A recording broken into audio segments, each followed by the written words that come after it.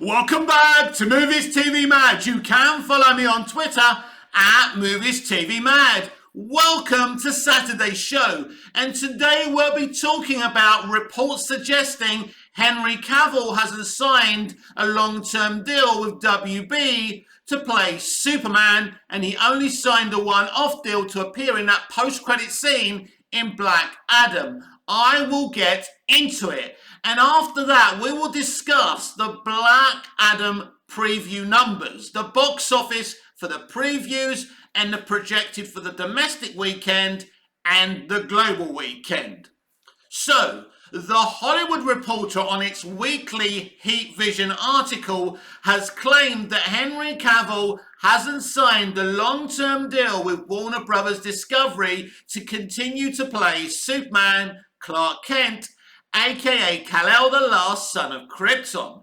This is the same Hollywood Reporter not 2 days ago that claimed to us, the DC and Superman fans, that a Man of Steel 2 was in development.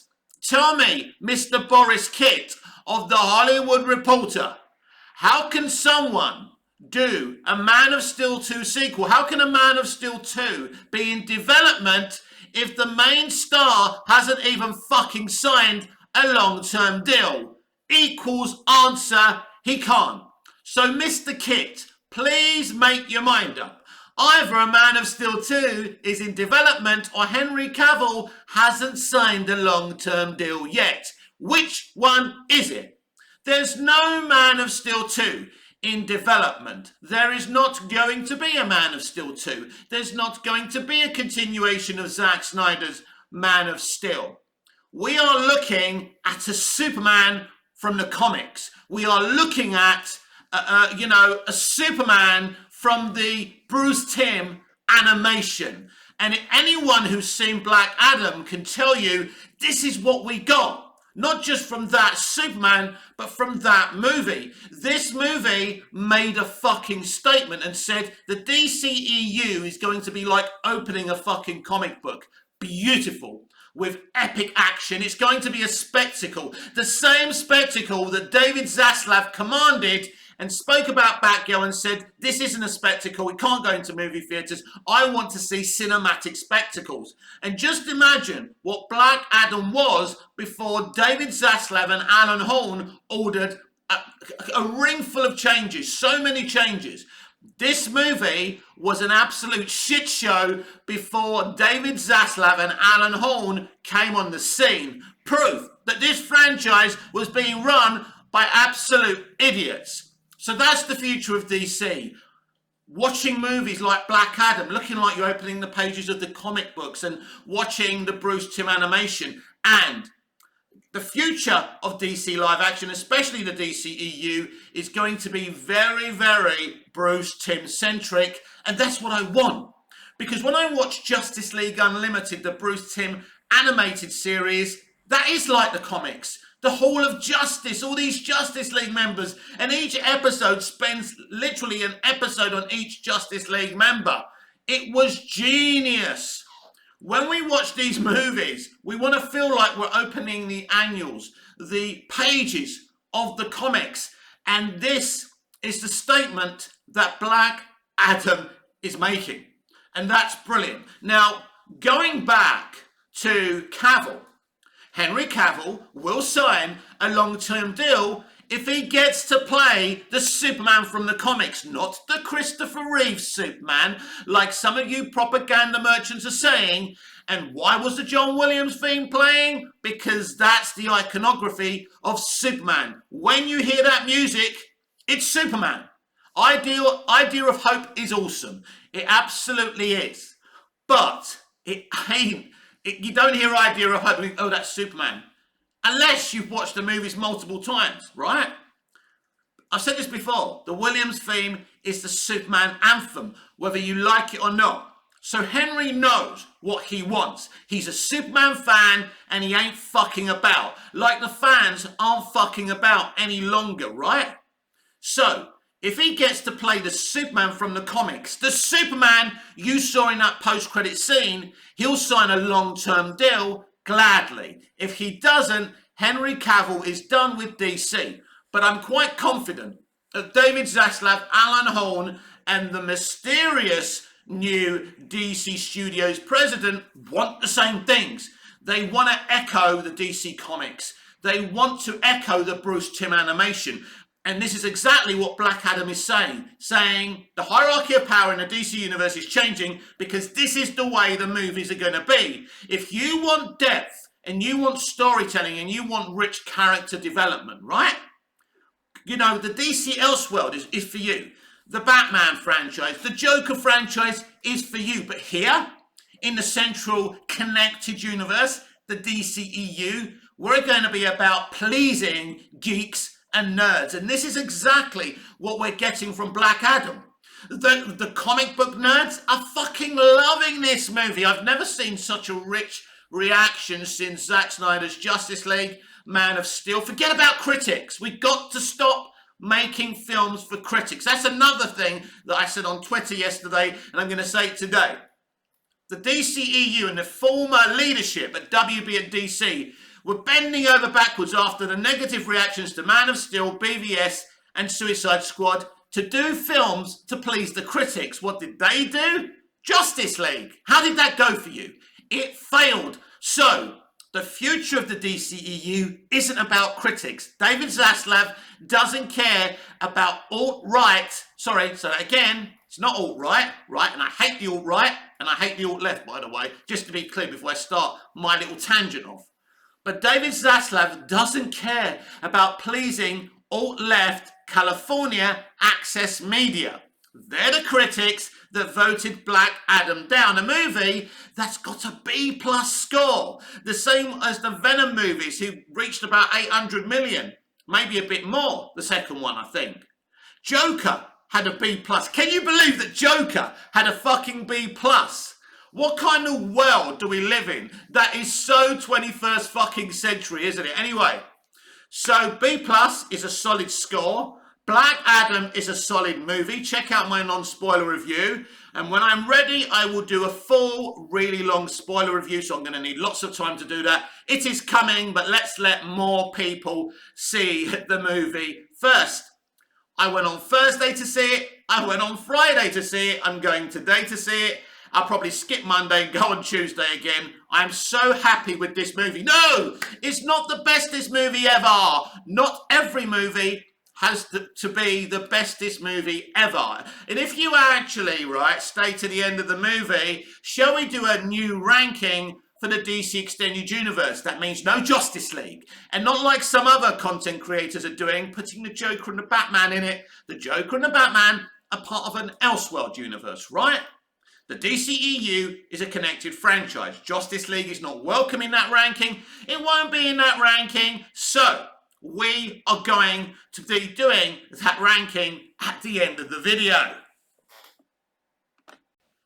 Now let's focus on the Black Adam preview box office because it's all over the world now, mostly. It launched on Thursday here in Cyprus, and previews are about, and I think this is previews for the US, by the way, is just under 8 million. So that's really, really good. Really, really solid. It's not record breaking. I think the Fast and the Furious one that he was in did about 15 million, but he wasn't starring in that film. And that, you know, that franchise is, well, let's be honest. The reputation of the Fast and the Furious franchise is better than the reputation of the DCEU. It's not even worth going there. But this preview is better than No Time to Die, which ended up huge, over 800 million. I don't know if No Time to Die did $1 billion in the end. It did really, really well. So that's a good sign for Black Adam.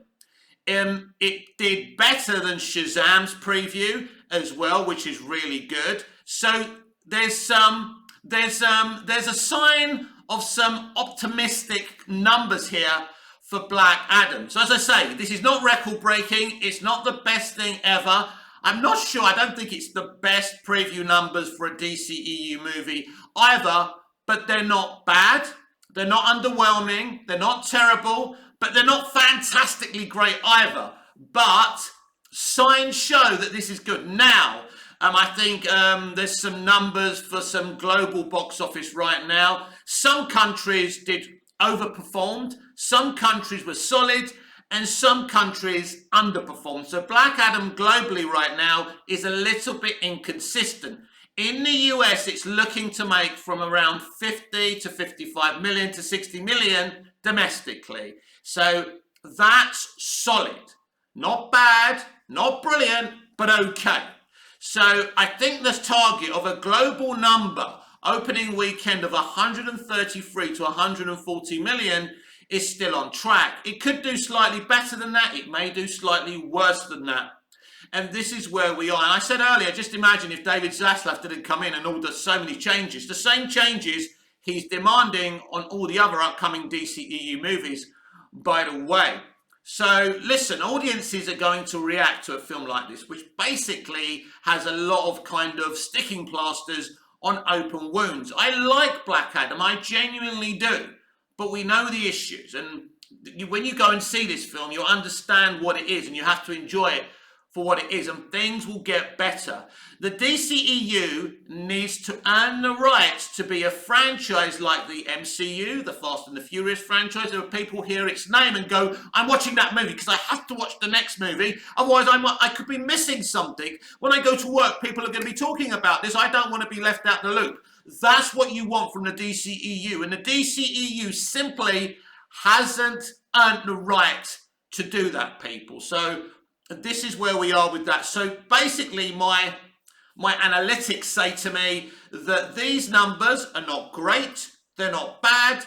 They're solid. And I think when all is said and done, I think Black Adam will finish with a box office similar to Shazam or slightly better at around 500, 550 million. I think 500 and 550 million is really solid for what Black Adam is, because it's not the greatest comic book movie. It's not the worst comic book movie, but it's very stunning to look at. It's very enjoyable, and it is like picking up a comic book, and it is like watching a Saturday afternoon, you know, Bruce Timm piece of animation. And that's the future of the DCEU. Now, hopefully, with a little more depth than Black Adam gave us, but I did enjoy Black Adam, and so many other people did as well. So finally today, let's do my new DCEU ranking. But where's my bit of paper? I can't do this without reading it, sorry. It's me OCD. Anyway, let's do this, and let's start from the bottom. So at number 12, it's Wonder Woman 84. Which is definitely for me the worst movie in the DCEU. I think the first two acts are terrible. I don't really like the villains in this movie. I think the actors did very well. I'm very, very, disappointed with Barbara Manova. That is an iconic DC villain, kind of at times an anti-hero as well. And, Patty Jenkins absolutely dropped the ball on that character. So Wonder Woman 84 does have a great third act, and I think Gal is brilliant in the movie. But overall, it's not a good movie, and that's disappointing. And that's what happens, Walter Hamada and Toby Emmerich, when you allow an inexperienced person who has no idea to even shoot action loose on their own DC Comics movie. So that was number 12. So at number 11, it's The Birds of Prey and the Fantabulous Emancipation of One Harley Quinn, which was a flop. Now, it wasn't a flop because people didn't know Harley Quinn was in the movie. So many people said this. That was so fucking pathetic. Everyone knew she was in it, but they were trying to defend their precious Harley. Absolutely ridiculous.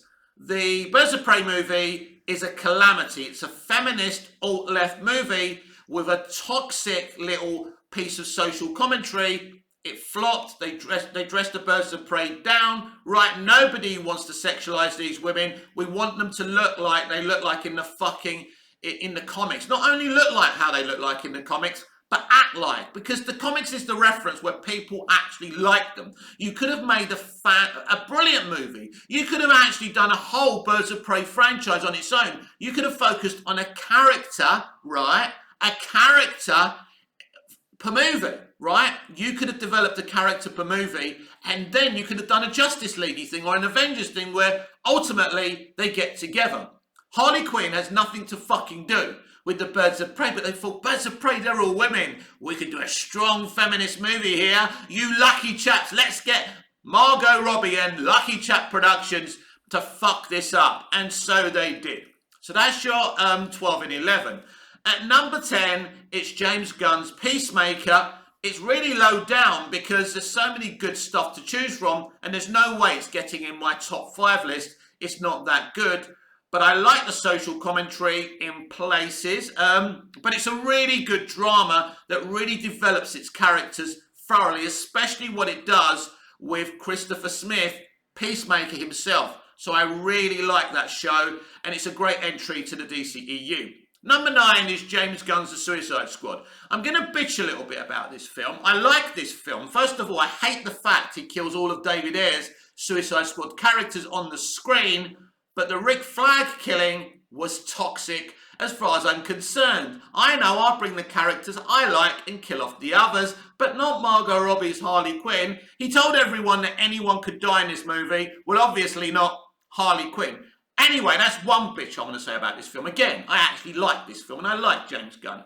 Do you know that scene when Harley kills that gangster guy, right? Because he says he's going to torture kids and stuff. So they make her out to be so offended by this after she's basically had sex with him and all this, right? So basically he ends up being another Joker, another lunatic. So she shoots him. It's a really random thing. In many ways, the scene's quite good, well written, but basically it's a third wave feminist speech. She's not really killing him because he was going to kill kids. This is about saying, hey girls, if you don't like a man, you know, it's basically encouraging young women to do something. You've got to be careful here. You've got to be careful here. This is actually a very dangerous, toxic scene. And clearly Gunn and Robbie came up with this feminist toxicity themselves. And I thought, when I was watching this, I thought, this is so Margot Robbie. He's so bent the knee to this woman to put this piece of feminism in. And, you know, all of a sudden, she's an anti-hero. She's not the Harley Quinn that we know from the animated series that Bruce Timm did, or from the comics that they put her in the comics later on. There's actually video games where she's more accurate to the Bruce Timm depiction than she is in the David Ayer movie. That's not the David Ayer movie, the James Gunn movie. She's kind of a little bit more accurate in the James Gunn movie, but still, I don't think he got her totally right.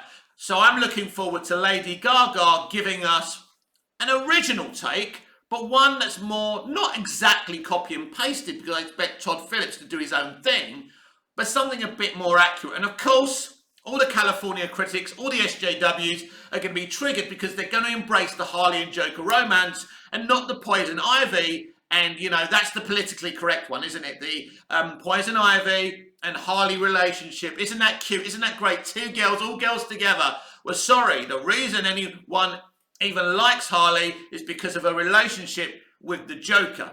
So I went on a bit there. So that's my the Suicide Squad rant. I still like the film, by the way, but that scene really pisses me off. So number 8, the original Suicide Squad, which was kind of made by David Ayer and kind of written by Jeff Johns or rewritten by Jeff Johns. Who knows who the fuck redirected, reshot this movie. But even though it's a botched attempt, I actually like that film. I think it's solid. I think it's okay. And I actually prefer it to James Gunn's The Suicide Squad. I like the moment in the bar. I actually like this film. Number 7, Shazam. David F. Sandberg does a great job with this movie. As I said a billion times, it's great for families and kids, and I enjoy the emotional character development. So, a new entry here at number 6, you've guessed it, it's Black Adam. Not good enough to get into the top 5. Let me tell you something I hate. When there's a new movie in the DCEU or any other franchise and people put it to the top of the list, it's so pathetic. Sorry if you've done this, I don't mean to offend you. People were saying The Suicide Squad, when it came out, was the best DCEU movie. And it was clearly not. And even now, the people who put it to the top of their lists at the beginning, when they were doing rankings as soon as The Suicide Squad come out, now know that that is so cringe to say The Suicide Squad is better than some of the better movies in this franchise. So Black Adam is at number 6. It's a great piece of comic book entertainment, especially if you're a geek and a nerd. And it's great. It will make solid money. Don't worry about the box office. As I said earlier, it's got a B plus cinema score, a B plus cinema score. I don't think I got my words out clearly the first time around. So that's a really good solid score. So Black Adam screams solid on the screen. It screams solid on its cinema score rating, and it screams solid in box office as well. And that's what I'm calling it: a solid movie, a solid result for DC, WB, and the fans. So here's your top 5. Now, I can't remember where I had BVS last time, but I think it's fallen this time to number 5. Batman vs Superman: Dawn of Justice is an epic, unique entry into the pantheon of comic book live action. It's so unique. It must be one of the most expensive indie movies ever made. I like it. It's original. Now listen, if this was a film on its own, I think people would have liked it and accepted it a lot more. But unfortunately, you're killing Superman off after the second movie. You're expecting to do a rebirth story in a Justice League movie. There are problems, but what actually happens in the film is brilliant. Lex Luthor manipulating everyone else, showing how much he hates and is jealous of Superman. But the whole thing is really, really good. And I think in 20 years' time, people will be talking about this film more than they're talking about the Disney Plus She-Hulk series. What do you reckon? Let me know. Number 4 is Zack Snyder's Justice League Snyder Cut. Now, if you think BVS is unique, this film is on another level, spanning 4 hours in length. This film shows you the worlds of DC that Zack Snyder launched prior to 2017's Justice League. And it really shows you what kind of world it has the potential of being. It's an amazing movie. The cyborg stuff is sensational. He truly is the heart of the picture. Personally, I wish, like, Superman was more of the heart of the picture as well, as a Superman fan. But a rebirth story in a Justice League movie, that's what gives you problems. So that's Zack Snyder's Justice League Snyder Cut. I love that film. It's so unique. My top 3 goes like this. Yes, you're going to be surprised. Aquaman is at number 3, but Mick, Aquaman's not that good. Let me tell you, I've always loved Aquaman. I think, again, like Black Adam, it's so comic booky. It has more depth, character depth and development than Black Adam. It has a great visual style. You know, he broke the mold, James Wan, when he did the underwater stuff. It was sensational. The man's a perfectionist. The story was great. Jason Momoa was great. And sorry, Amber Heard haters, I'm not saying I love her to bits, but Amber Heard is a great Mira. Will she continue to play Mira? I don't know. But I like her as Mira. I liked her as Mira in this film as well. If that loses me subscribers and friends, I'm sorry, because if that is all it took to upset you and for us not to be like online friends anymore, that means we shouldn't have been friends in the first place. Respect each other for disagreeing. Doesn't make us enemies, right? Get it? Peace. So, that's Aquaman at number 3 of my ranking. There are 2 DCEU movies to go. So who is that? Number 2. These movies keep on being in my top 2. And until the DCEU do bring us a new entry that's so good, so epic, so amazing, nothing's going to knock these 2 films down in the top 2. And it's always really difficult for me as a Superman fan. As a Superman fan, it's always easier for me to go, yeah, Man of Steel at number 1.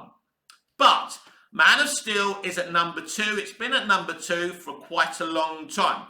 Man of Steel is a sensational modern-day contemporary take on Superman. It's fantastic. Yes, the neck-breaking thing is a little issue, but it never triggered me like it triggers other people. But we have to be honest about that. But anyway, Man of Steel is a contemporary, a real-world look at how the world would react if Superman arrived in our world. It's so fantastic. And I mean, there's been a lot of kind of discourse about the costume we see in that Black Adam post-credits scene. Look, I'm going to give it to you straight. Superman the movie was the first movie I ever saw. That movie is the reason I love Superman today.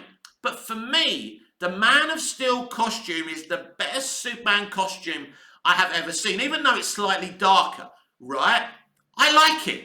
It brings out Henry's body, all the hard work he did. I think we've all seen the BTS when he was doing The work with the gym guy, excellent stuff. Give it a watch on your Man of Steel Blu-ray, DVD or 4Ks. But yeah, that costume is amazing. It's the perfect look. And in terms of idea of hope, I agree. It's a great fucking theme. But clearly the Superman we saw in that Black Adam post-credit scene isn't the Man of Steel Superman. He's an Elseworld Superman. He's another timeline Superman. He's a Flashpoint Superman. Whatever. He isn't the Superman that we know and love from the DC Extended Universe. And that, my friends, is obvious. So Man of Steel is at number 2. This film has a superb cast. Along with Henry Cavill, we have the great Russell Crowe as Jor-El. Now, I said I wanted him as Jor-El 10 years earlier. Just think about how on the nail I am with these things. So we've got a great cast. Amy Adams as Lois Lane. Isn't my favourite Lois Lane, but she's a very, very good modern-day Lois Lane. We've got a great Perry White. Morpheus himself. Lots of people lost their shit because we were going to get a black Perry White. If they randomly cast some black actor to play Perry White when he'd always been white, I would have been a little bit triggered as well. But this guy is fucking Morpheus. This guy is amazing. So I was very happy with that casting too. Michael Shannon is one of the best live action movie villains ever, especially in a comic book movie. I didn't think anyone could beat Terrence Stamp as General Zod in Superman 2. This guy destroys that performance, and that's no disrespect to Terrence Stamp. It's a compliment to him as well. Man of Steel is amazing. At number 1 is Patty Jenkins' Wonder Woman. Whoever truly directed this film, put this film together, this comic book movie is my favourite origin comic book movie of all time. Watching it reminds me of Superman the movie and the style that was made in. There's the same charm. We see Diana on Themyscira as a younger girl, and we see her as she gets older. We see her journey on that island and her desperation to get involved with a fight, and she kind of sees war as glamorous as she's a child. But this film, I'm not going to review the whole movie again, but I love this fucking movie. It gives me emotions.